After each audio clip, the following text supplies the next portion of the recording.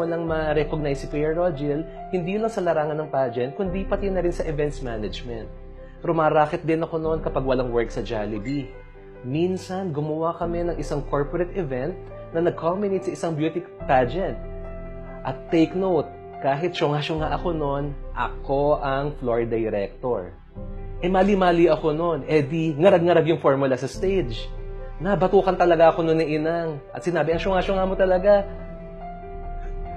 At ito pa, isa sa mga judge sa pageant na yon ay si Mama Rene Salud.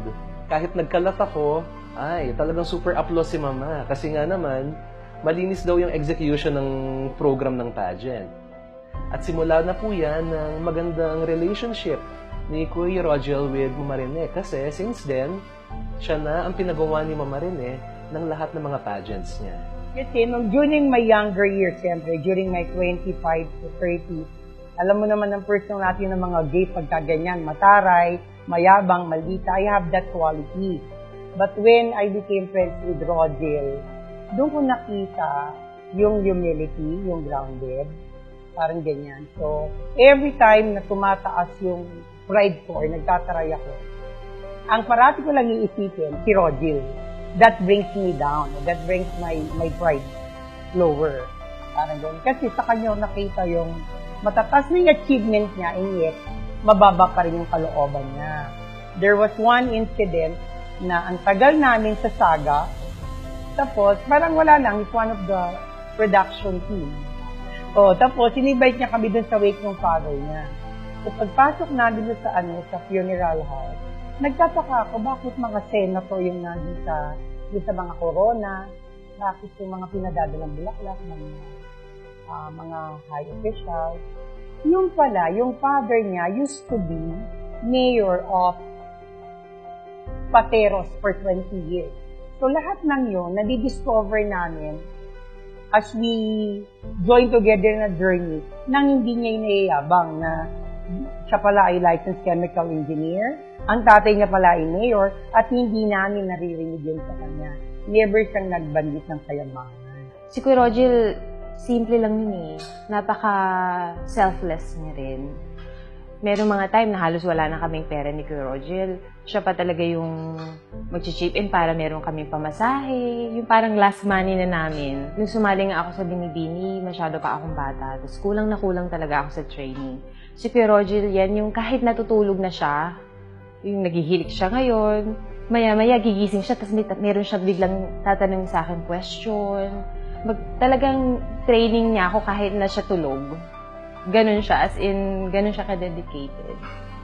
Tapos, wala, magkasama kami yun sa kwarto, tulog kami together.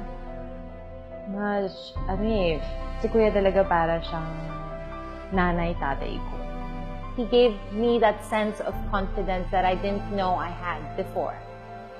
So, all the trainings that we had at the camp wasn't just for being a beauty queen, but also for your everyday life. Even when I had no money back then. He would ask me to come for training and I couldn't because I didn't have enough money. He would tell me, it's okay, and next thing I know, he sends me a control number. Nandun pala, he sent me some money so that I could go back and forth to training. Which I'll never forget. He's done so many good things, not just for me, but all the other girls. But that one good deed that he's done for me, I'll never forget. Even at the camp, he'll make sure that I had food to eat, someone would bring me home, or he would always drop me home.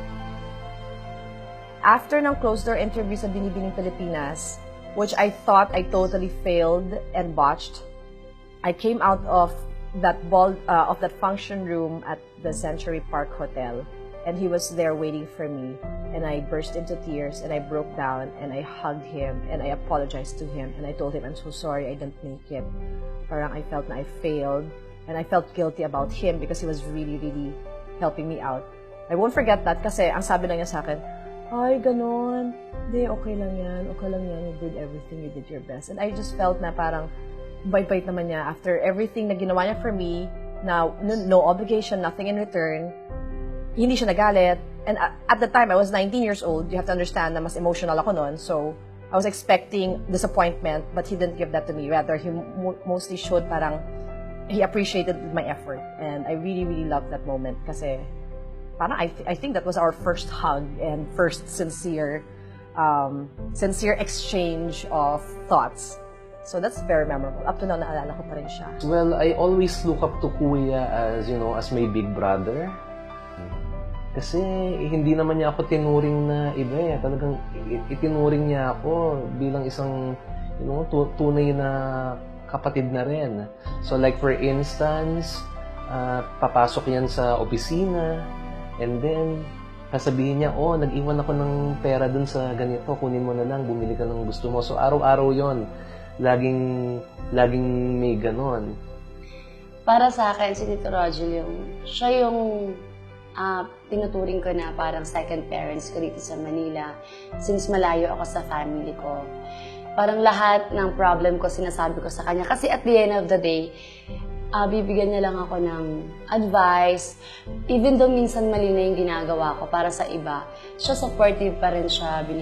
Parang kahit medyo mali na minsan, na gusto kanyang itama, pero sinusuportahan ka pa rin niya.